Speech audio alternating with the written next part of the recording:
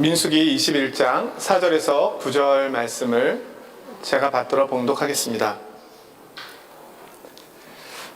백성이 호르산에서 출발하여 홍해 길을 따라 에돔 땅을 우회하려 하였다가 길로 말미암아 백성의 마음이 상하니라. 백성이 하나님과 모세를 향하여 원망하되 어찌하여 우리를 애굽에서 인도해 내어 이 광야에서 죽게 하는가? 이곳에는 먹을 것도 없고 물도 없도다. 우리 마음이 이 하찮은 음식을 싫어하노라 하매 여호와께서 불뱀들을 백성 중에 보내어 백성을 물게 하심으로 이스라엘 백성 중에 죽은 자가 많은지라. 백성이 모세에게 이르러 말하되 우리가 여호와와 당신을 향하여 원망함으로 범죄하였사오니 여호와께 기도하여 이 뱀들을 우리에게서 떠나게 하소서. 모세가 백성을 위하여 기도하매 여호와께서 모세에게 이르시되 불뱀을 만들어 장대 위에 매달아라. 물린 자마다 그것을 보면 살리라. 모세가 놋뱀을 만들어 장대 위에 다니 뱀에게 물린 자가 놋뱀을 쳐다본즉 모두 살더라. 아멘.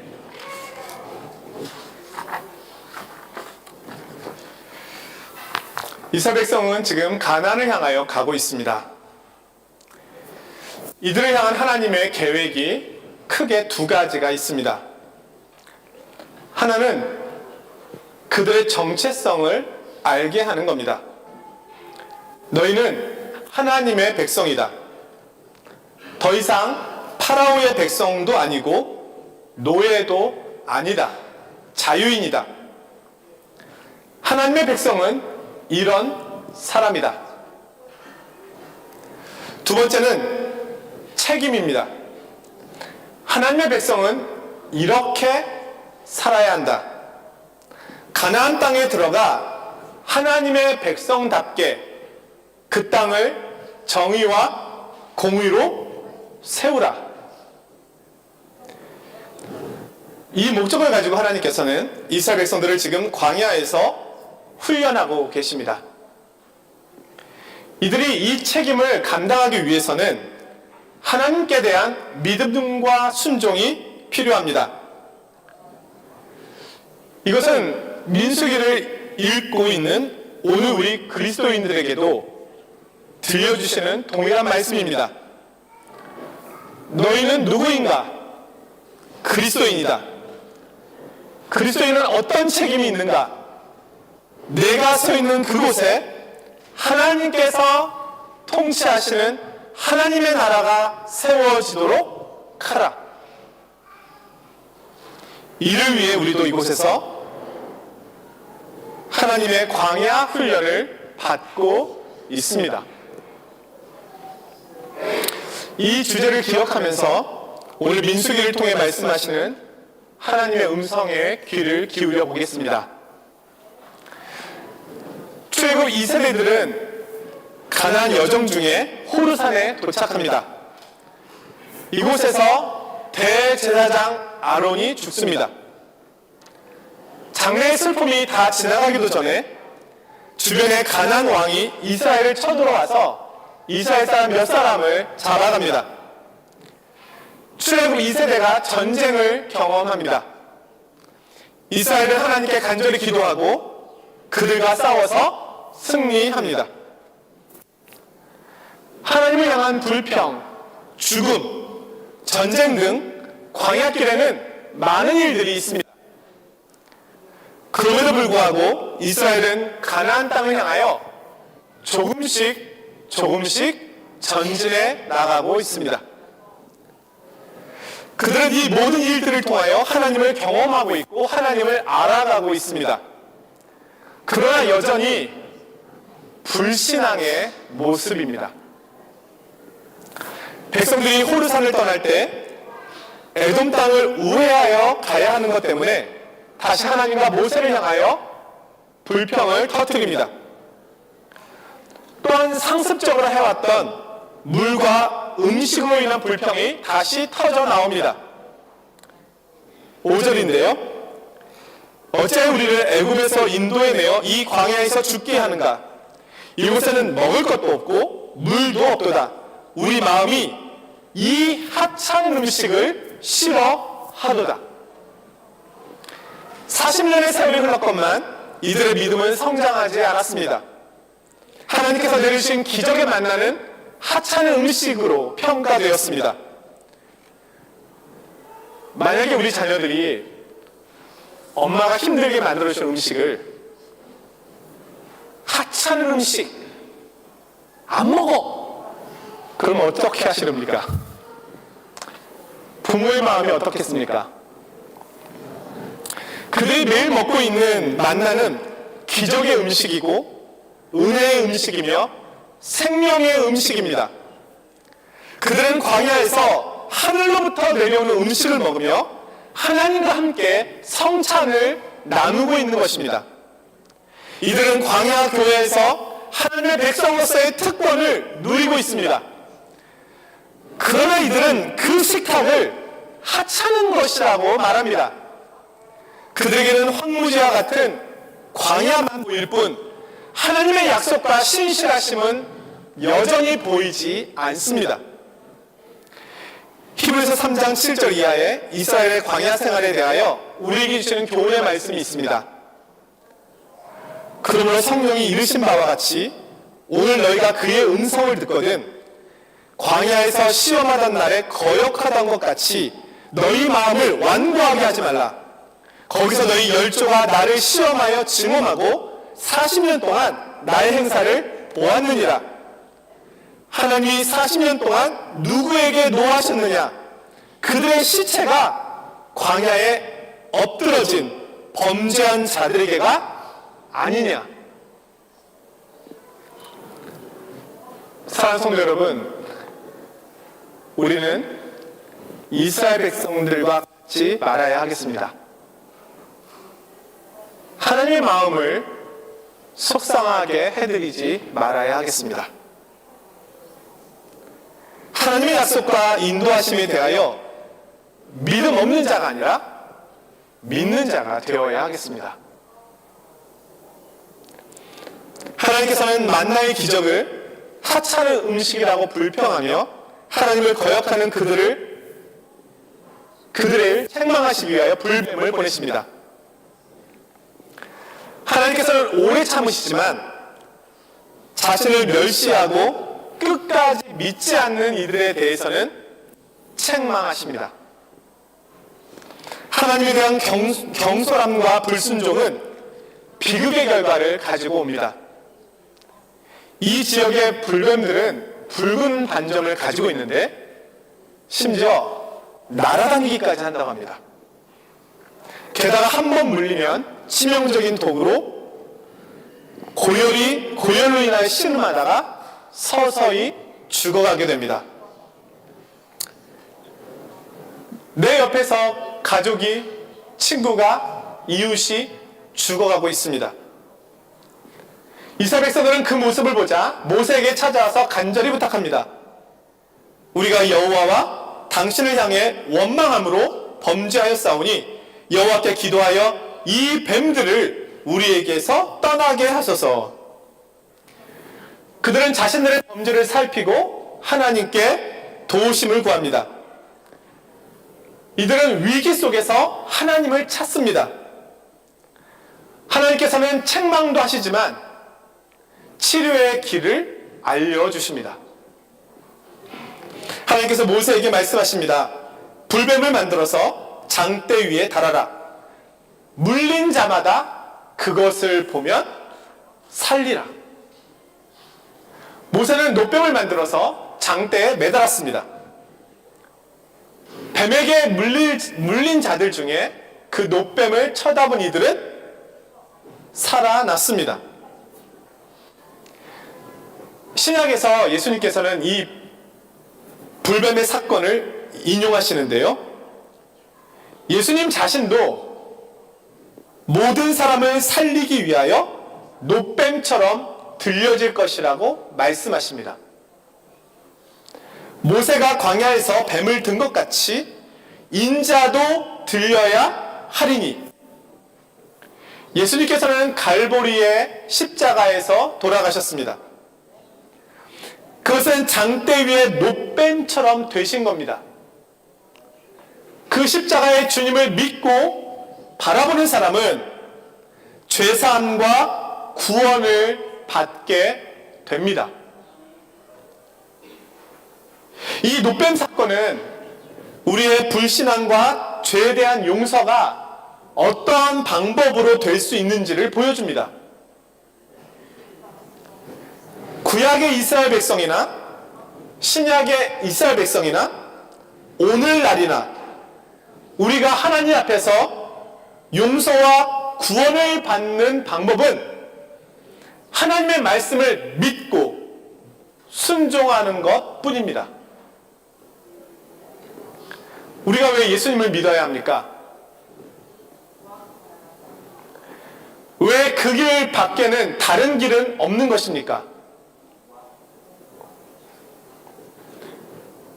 그것이 하나님께서 정하신 방법이기 때문입니다. 다른 길을 하나님께서 말씀하지 않으셨습니다. 하나님께서 말씀하신 대로 장대 위에 노뱀을 보아야만 합니다.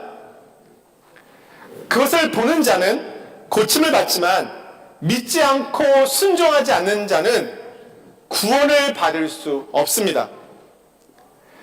이스라엘 백성들은 광야에서 이 훈련을 하고 있는 겁니다. 저는 오랫동안 이스라엘 백성들이 들어가는 그 가나안 땅, 모든 것이 풍성한 젖과 꿀이 흐르는 땅이라고 생각했었습니다. 하나님께서는 모세를 부르셔서 이스라엘 민족을 아름답고 광대한 땅, 젖과 꿀이 흐르는 땅으로 인도하시겠다고 하셨습니다. 그러나 이스라엘을 다녀오신 분들은 아시겠지만 그 땅이 정말로 젖과 꿀이 흐르는 땅입니까?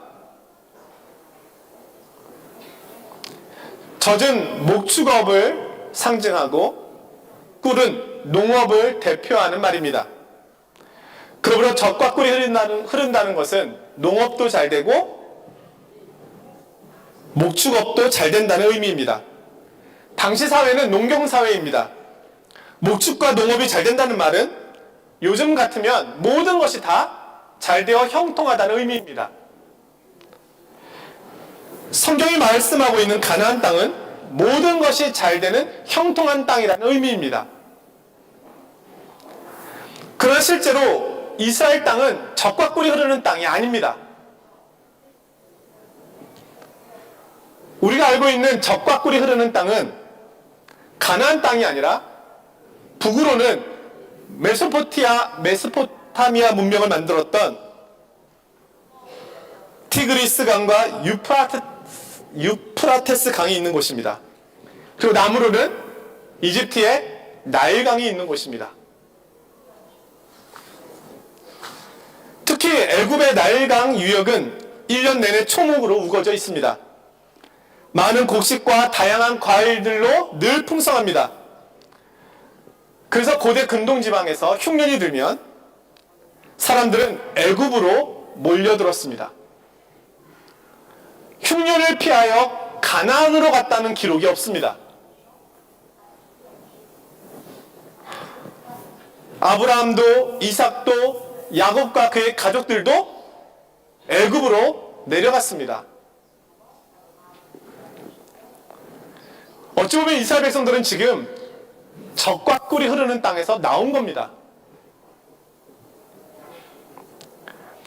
가나안 땅에서 곡식과 채소가 잘 자랄 수 있는 곳은 전 국토 면적의 7%밖에 되지 않습니다.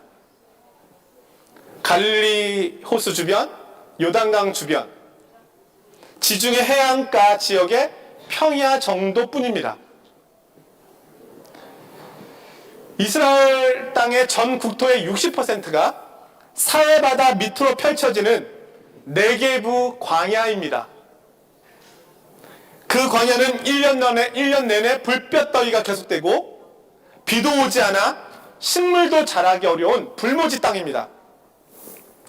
이스라엘 백성들이 40년 동안 광야 생활을 한 곳이 이곳입니다. 그런데 왜 하나님께서 이스라엘 백성들을 가나안 땅으로 인도하시면서 그 땅을 젖과 꿀이 흐르는 땅이라고 말씀하실까요? 애굽은 모든 것이 풍요로웠지만 그로 인하여 하나님을 잊어버리기 쉬운 환경 속에 있었습니다. 하지만 가나안 땅은 하늘에서 내리는 비를 의지해야만 하는 땅입니다. 또한 북에서 내려오는 민족과 남쪽에서 올라오는 민족으로 인하여 전쟁이 많은 곳이기도 합니다. 그러기에 그들은 늘 하나님의 도우심만을 바라보아야만 했습니다. 가나안이 젖과 꿀이 흐르는 땅이 되는 것은 땅에 이유가 있지 않고 환경에 있지 않고 하나님께 있는 겁니다. 하나님께서 이 모든 위험과 어려움 속에서 그들을 돌보시겠다고 약속하시는 겁니다. 신명기 11장 11절 12절의 말씀인데요. 너희가 건너가서 차지할 땅은 내 하나님 여호와께서 돌보아 주시는 땅이라. 연초부터 연말까지 내 하나님 여호와의 눈이 항상 그 위에 있느니라. 그 땅은 하나님의 특별한 보호하심이 있는 곳입니다. 그것은 그들이 하나님의 계명에 순종함으로 하나님의 사랑과 이웃 사랑이 회복되는 땅이 될 것입니다. 그 땅은 완성된 곳이 아니라 하나님과 함께 만들어 가꾸어 가야 하는 곳이 되는 겁니다. 그로 인하여 그 땅이 젖과 꿀이 흐르는 곳이 됩니다. 이 목적을 위해서 그들은 광야에서 믿음과 순종의 훈련을 받고 있는 겁니다. 하나님을 의지하고 하나님을 신뢰하고 하나님께 순종함을 배우며 한 걸음씩 나아가고 있습니다. 신명기 8장 3절에서 광야 훈련의 목적을 다시금 우리에게 들려주고 있습니다. 이 40년 동안 내게 광야길을 걷게 하신 것은 사람이 떡으로만 사는 것이 아니요 여호와 입에서 나오는 모든 말씀으로 사는 줄을 내게 알게 하려 하심이라. 이스라엘은 광야에서 받은 이 믿음의 훈련을 통하여 가나안 땅에서 살아가야 하는 겁니다. 오늘날 이스라엘의 농업 기술은 세계적으로 유명합니다. 방울토마토, 네? 이스라엘이 개발해낸 품종이잖아요. 뿐만 아니라 여러 가지 과일들을 만들어냅니다. 1948년에 이스라엘이 나라를 세운 후에 그들이 가장 주력했던 일 가운데 하나가 네게부 광야, 네게부 황무지를 개간하는 일이었습니다. 이 꿈을 꾸었던 사람이 이스라엘의 초대 총리였던 벤 구리온이었습니다. 그는 이스라엘의 미래는 광야에 있다 이렇게 외쳤습니다. 그는 모세를 존경하여 성경에 나오는 젖과 꿀이 흐르는 땅이 이 가나안 땅이 되어야 한다고 믿었습니다. 바닷물을 담수화하고 물을 재사용하는 등 여러 가지 방법을 통하여 황무지를 푸른 초장으로 바꾸었는데 네게부 지역의 50%를 바꾸었다고 합니다. 그 결과 오늘날에는 네게부 황무지에서 밀과 같은 농작물 그리고 각종 과일 심지어 그곳에서 생산된 꽃들은 유럽 전역에 수출되고 있는데 유럽 꽃시장의 60%가 네게부에서 생산된 꽃이라고 합니다. 인간의 노력과 수고가 그 땅을 바꾸어 놓았습니다.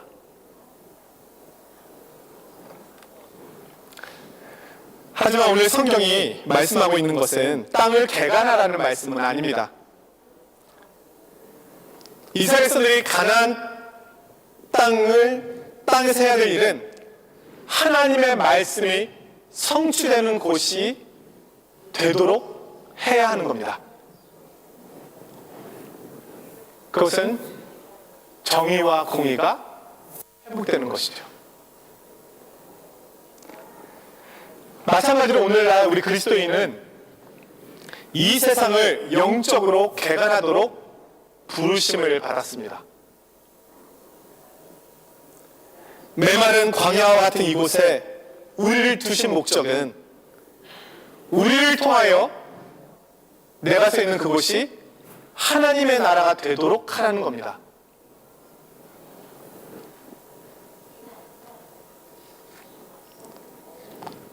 하나님의 말씀에 대한 우리의 믿음과 순종을 통하여 이 땅이 적과 꿀이 흐르는 땅이 되도록 하는 겁니다. 우리를 통해 메마른 땅에 샘물이 터지고 사막에 꽃이 피어 향기가 나며 사자들이 어린 양과 뛰노는 나라가 세워져 가도록 하나님께서는 그런 계획을 갖고 계십니다. 물론 이 일은 종말에 이루어질 일이지만 지금 이미 우리를 통하여 그 일이 이루어지고 있다는 겁니다. 사랑하는 성도 여러분, 우리는 누구입니까? 하나님의 백성입니다. 하나님께서는 오늘 우리를 부르시고 광야길을 걷게 하십니다. 광야 훈련을 통하여 하나님의 백성으로 믿음과 순종의 삶을 배우게 하시고 실천하게 하십니다. 산상수훈에서 우리는 하나님께서 오늘날 우리를 통해 만들어 가시는 적과 꿀이 흐르는 땅의 모습을 부분적으로 볼 수 있습니다. 그곳은 가난케 됨으로 하나님의 나라를 소유하고 애통함으로 하나님의 위로를 받으며 의에 줄이고 목마름으로 배고픔을 채우게 되는 곳입니다. 의를 위하여 박해를 받음으로 하나님 나라의 백성이 되는 곳입니다. 하나님 사랑과 형제 사랑이 실천되는 곳입니다. 그것이 저와 여러분이 살고 있는 이 현장입니다. 우리는 그것을 위하여 부르심을 받았습니다.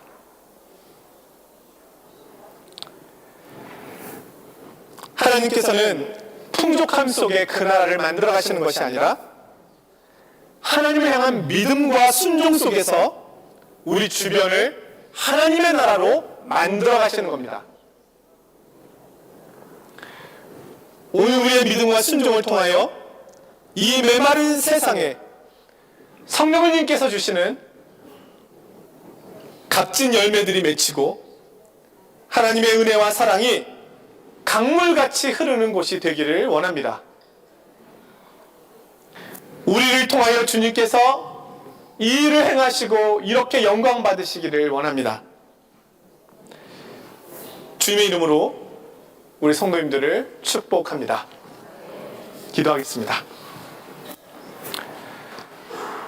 거룩하신 하나님 아버지, 오늘 민수기 말씀을 통해서 오늘 우리가 이 광야길을 걷고 있는 이유를 말씀해 주시고